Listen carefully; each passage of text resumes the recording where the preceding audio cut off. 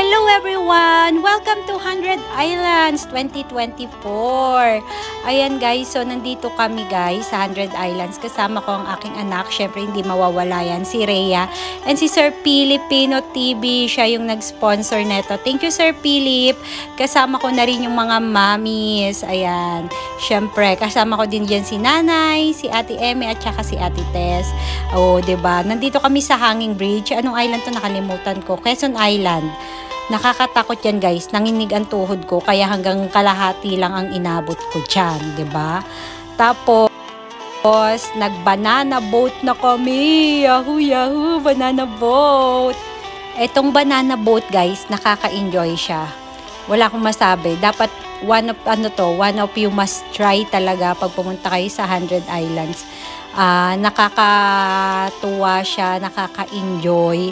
Kaya lang kailangan mo mag-ano talaga ng sun protection kasi nakabilad ka sa init, yung mukha mo, yung katawan mo. Hindi naman siya delikado kasi may life vest, tapos hindi na bawal sa kanila yung magpataob. Kaya pag bumibilis na siya guys, sinasabihan ko na tama na. Tapos nag-zipline kami. Ang lakas ng tiliko dito guys. Ayan.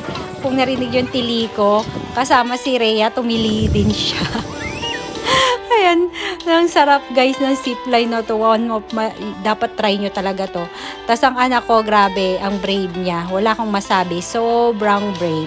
Pagkatapos namin mag-zipline, kumain na kami.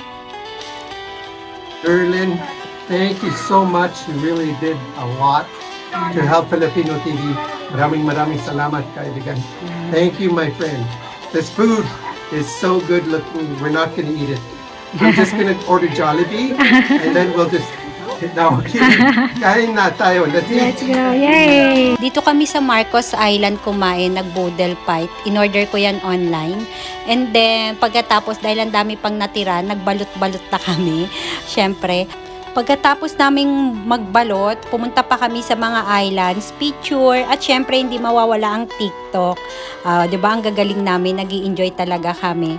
So, that's it guys. Hope you like the video. Thank you for watching po. Bye-bye! Ang saya namin. Bye! Thank you Sir Philip again. Bye everyone!